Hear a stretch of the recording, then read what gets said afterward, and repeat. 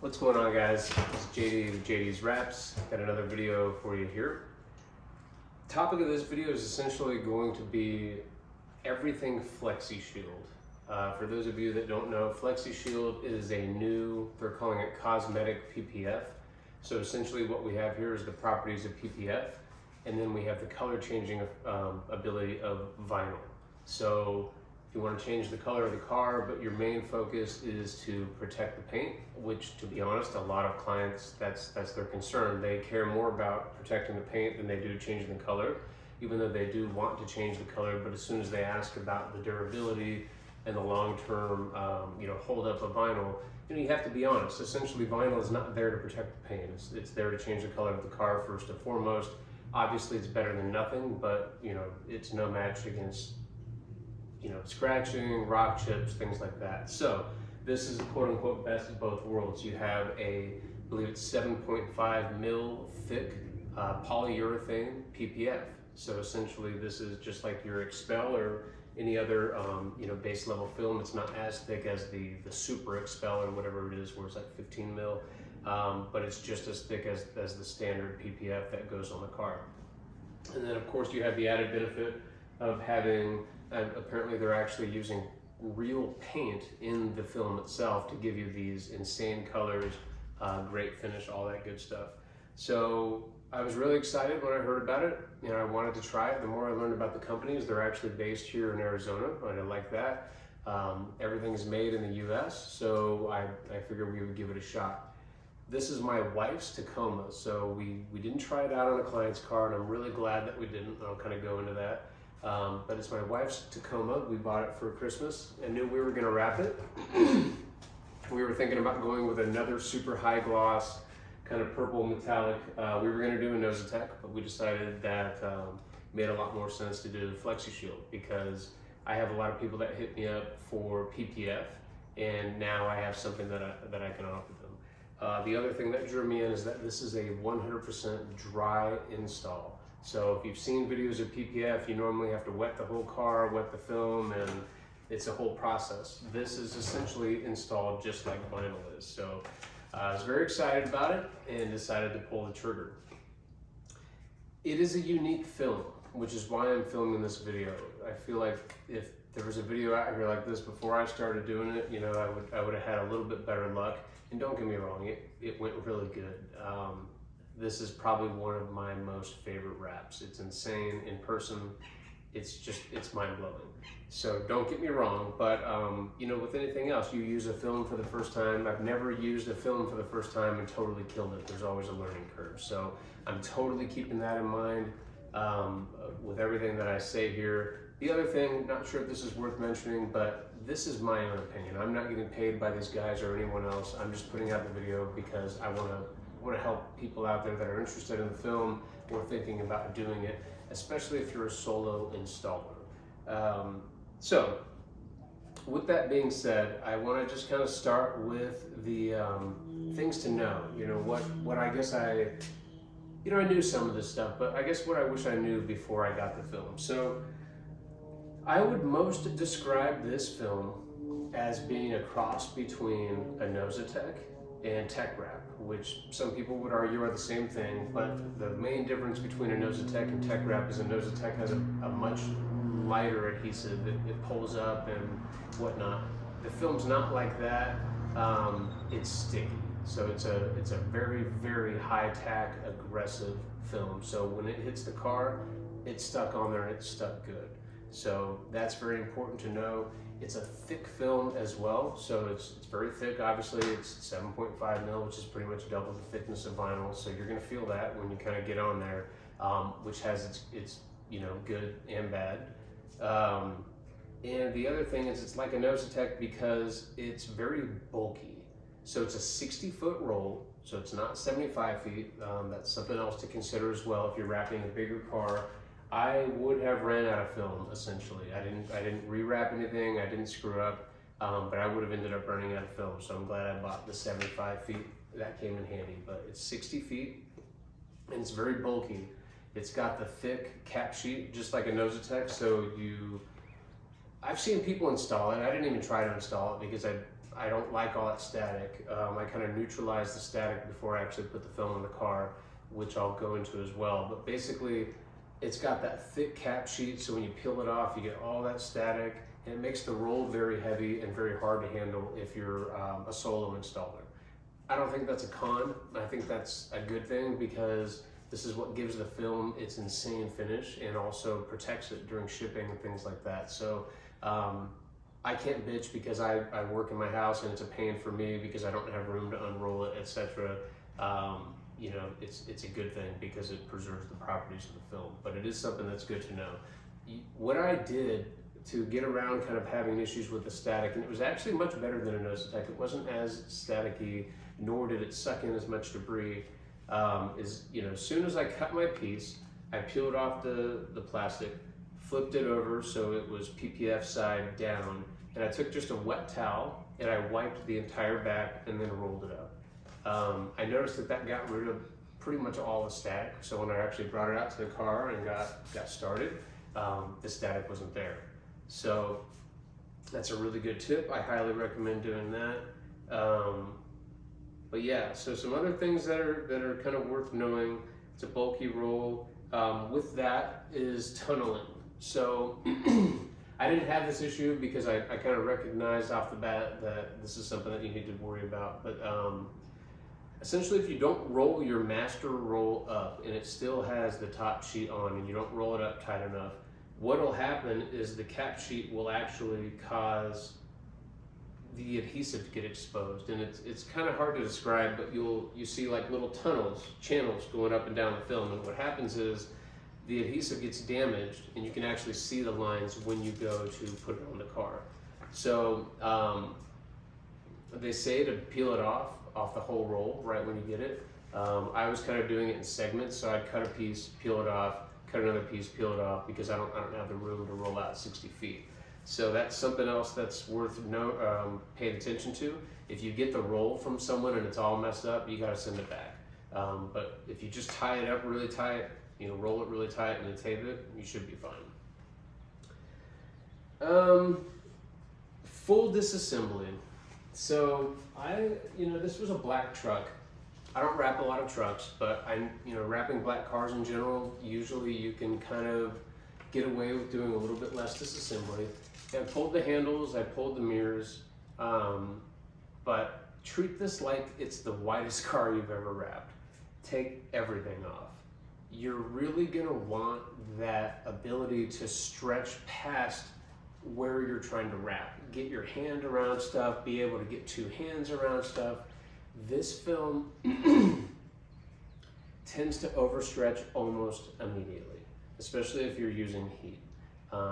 And this is probably my only criticism of the film, like a legit criticism, is I feel like it's already been way too overstretched in the manufacturing process. However it's made, it doesn't allow you to stretch like vinyl. So when you're doing a color change wrap, PPF or not, you have to be able to get in there. Like if it's a white car and you're only barely cutting over the edge, you're gonna see it all day. So the film has to have the ability to conform and stretch in certain areas.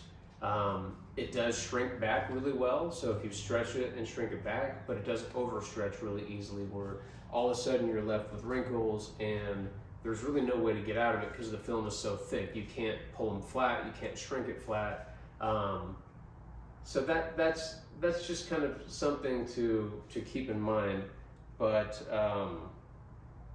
the reason for full disassembly is that the film is so thick, stuff gets in the way really easily, and it's super sticky as well. So even with masking tape, it was stuff that's just getting in the way. If I had to do it over again, I would have pulled the entire bed off the car. I wouldn't even have tried to mess with it. I didn't even loosen it because the truck fills up my entire garage, so I didn't really have the luxury of being able to pull it back. I literally have 2 inches of clearance when this thing's pulled in, which made for a pretty fun wrap, as you can imagine. But neither here nor there. Pull everything off the car.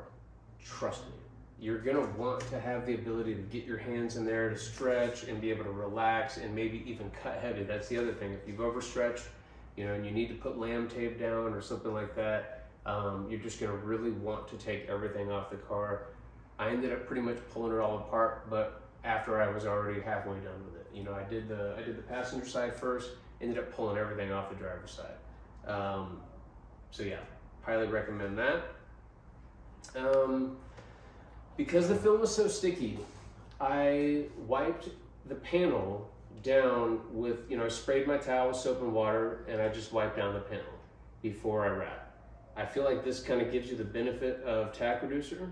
They had kind of told me not to use tack reducer because they're not really sure what it's going to do with the adhesive yet. So I was just rolling with this. It seemed to be totally fine. It's still really sticky, but I was able to wrap this car myself. And I think I really only had to stick my arm under the film to get in deep, to get something like twice. So I was able to, I'm not really that strong.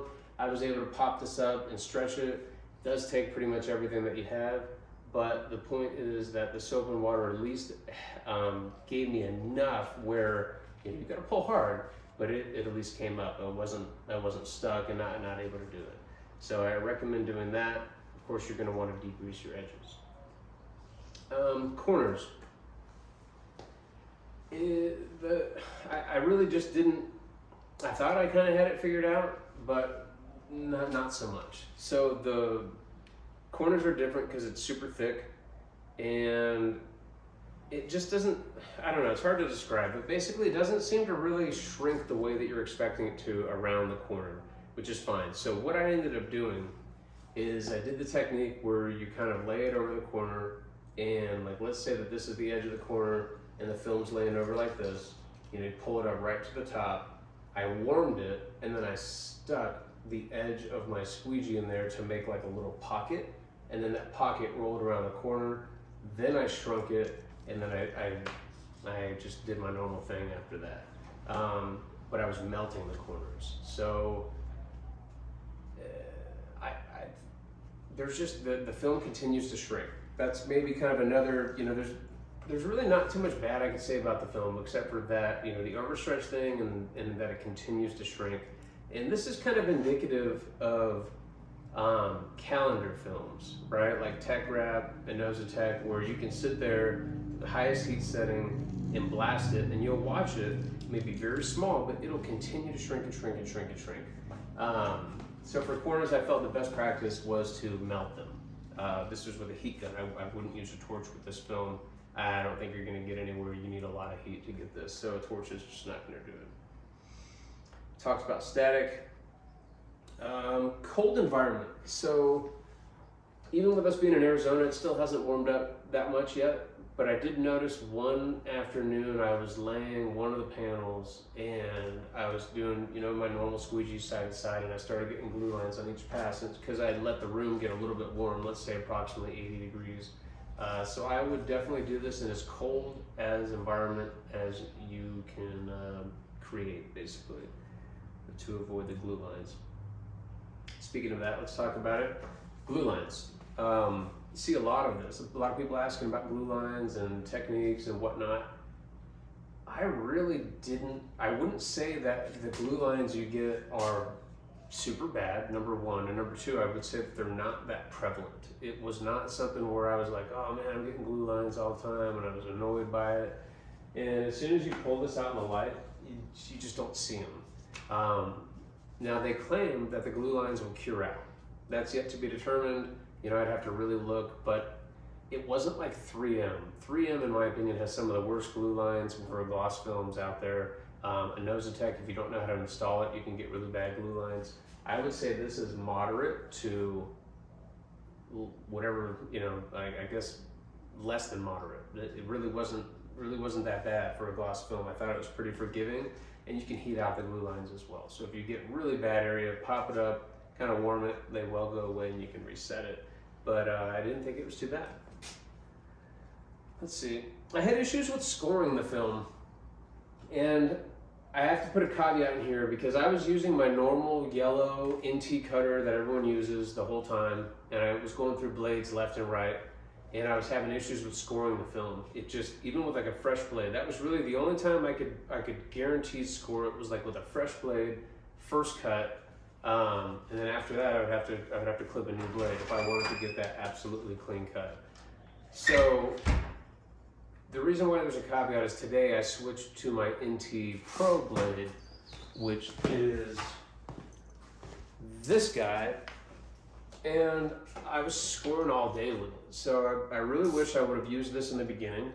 I'm thinking that maybe my cartridge in the NT cutter is a little bit like misaligned, but I felt like the film was tough to score. And again, could be a number of things, but I would say practice with it at first. I'm really glad that we started on our personal car because I definitely had some bad cuts, I'm not gonna lie. I did. I was having trouble cutting the film in general, and now I'm thinking it's because the knife was dull or something like that. But what would happen is I would have trouble with cutting the film because it's thick, and I couldn't always get my knife in the right area, and I would have jagged cut, which would look bad against the black paint, so I'd have to go in and clean it up, and that's where I was having the issues with scoring the film. So I highly, highly recommend practice with scoring the film before you even put it on the car. Use knifeless tape.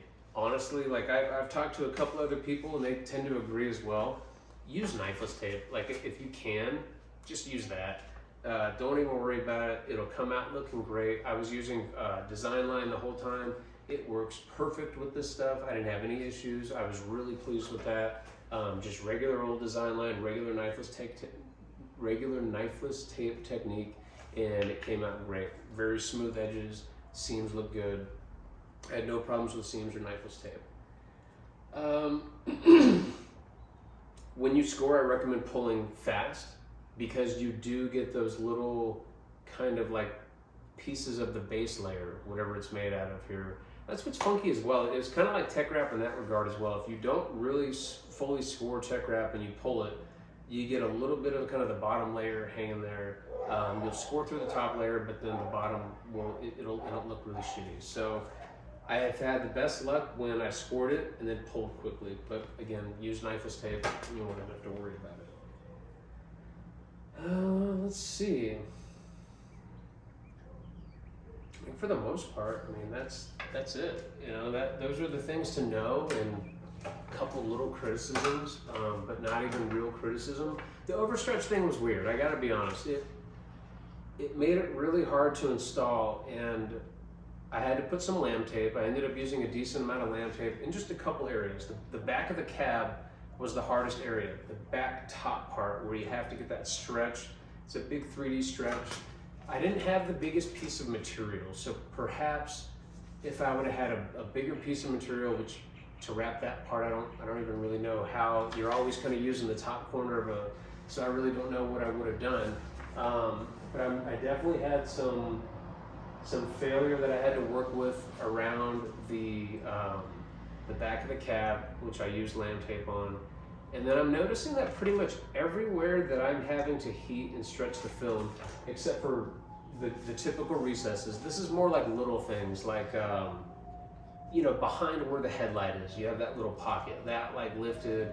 In behind all the door trim, there's little curves. Anywhere where I had to moderately push the film in, not even a lot, and I felt like I really did do a good job of post-heating, it's lifting.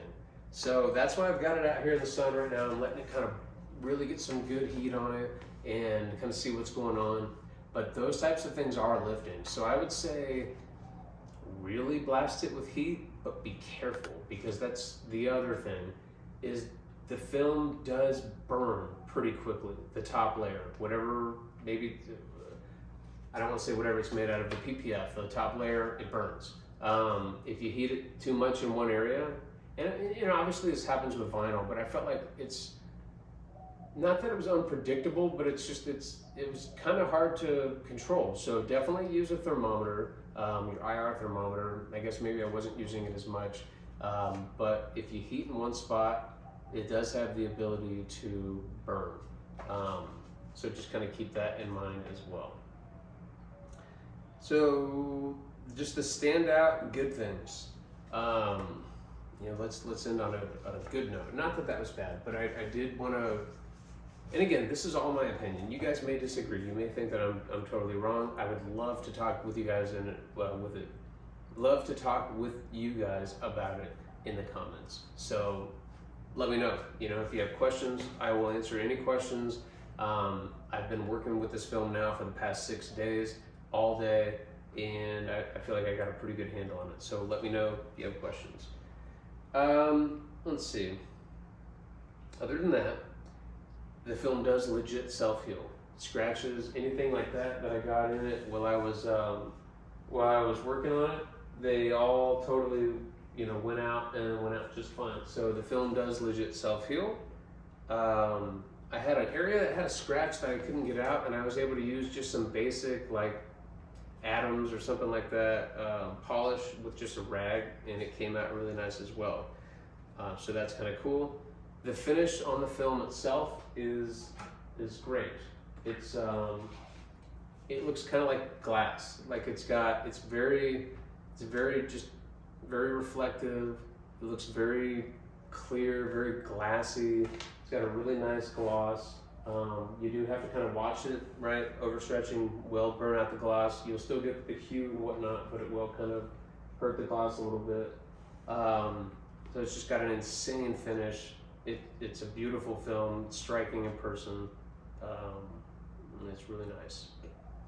And then lastly, it's PPF that installs like vinyl. So if you're someone like myself that's looking to get into PPF and you know, you don't, I'm really booked up. So I personally don't have the time right now to learn PPF from someone. I could start teaching myself, of course, but if you don't have the time or you're not in a position to learn PPF and you want to start offering it, this is a great way to do that because it's PPF that installs like vinyl, which is probably the coolest thing about this product is, you know, assuming the rock chip protection and all that is on par with normal PPF, then this is a pretty cool product. And it's, you know, I'm excited to use it. I'm excited for the implications. I think it, just like anything else, it'll only get better from here, just like all other new things do. But it went really well and it was just an absolutely incredible result. I will have another video that will have detailed up close look at how this turned out, as well as the full time lapse where you can see me wrapping it, kind of get an idea of how that went. So that's going to be in a totally separate video. You can kind of get a look at it right now, but that will be in another video. Last thing I want to say is this. When a Nosatech first came out, the masses were hating on it for being difficult to install and stupid and all this and whatnot. And if you look at it now, it's becoming one of the biggest brands out there. I caution people from immediately poo-pooing on this because it's difficult to install. And I guess this is worth kind of mentioning. If you've only ever installed Avery and 3M, and KPMF for that matter, if you've never installed a calendar film like Tech Wrap or a Nosatech or a thicker, heavier film, then you're going to have trouble with this. You can't read wrinkles and you don't know how tension works and that sort of thing, and you're just used to the film kind of reacting like a thin sheet, then it's going to be difficult. But that doesn't mean it's a problem with the film. If you think you're going to install a film that's 8 mil thick and it's just going to go on like Avery dry install with no glide solution, then you have the wrong expectations and you're going to be disappointed. So take everything that I've kind of mentioned in this, and again, I'm not saying I'm an expert, but just I'm being as honest and straightforward as possible. Take everything that I've kind of said, and if you're not on that level and you haven't worked with a thicker film, I'm not saying don't use it, but don't go and be that guy that says that it's a shit film or that it's this or that because you weren't ready to use it, if that makes sense. It's tough. It's tough for me. I've used heavy films and it was still tough, but it's my first time using it. So just like anything else, you know, there's going to be a learning curve. I love the implications of this, and you know, they're only going to come out with more colors. They're only going to improve the adhesive, and those things are only going to get better. So with that, I want to finish the video, but I feel like that's worth mentioning. I saw what happened to a Nosatech, and it's like, you know what? It's a new film, and people like to hate on what's new. But you know, just just if you know going into it it's going to be difficult, then just kind of accept that, you know. Get a second set of hands if you're worried, right? I would say this film almost kind of requires 2 to 4 people. Put a seam, you know, we ended up putting seam on the bumper because we were having issues. So don't be afraid to use a seam. You know, I've talked to other people that install this just like chrome. I haven't used chrome personally, so I can't compare it to chrome, but I have had someone else say that the tackiness and the thickness is on par with Hex's satin chrome, which is supposed to be the hardest film out there to install. So keep that in mind. If you know what you're doing and you plan, it goes really nicely, especially on flat panels. I love it. You can hit wrinkles go out really easily. It's got really nice air release. You know, all those things that you like are pretty good. So when you're doing it on a flat panel, it's really nice, but just understand that it's gonna be a challenge. So if you haven't done a thicker film, just kind of keep that in mind. But otherwise, I hope this helps. Let me know down in the comments if you have any questions, and you know, let me know what your experience was with Flexishield. I'm really interested. It's new. They've only had it out since November, so there's probably only a handful of vehicles out there that have been wrapped full in Flexishield. So I'd love to hear from those of you and what you think. But otherwise, thanks for watching. These videos will probably be up at the same time. So there's going to be another video. It's going to show a full time lapse. I got lots of great footage. And then we'll take it out in the sun and you guys can see this epic color because it's mind-blowing. But yeah, thanks for watching. Make sure to subscribe. More content as usual coming soon.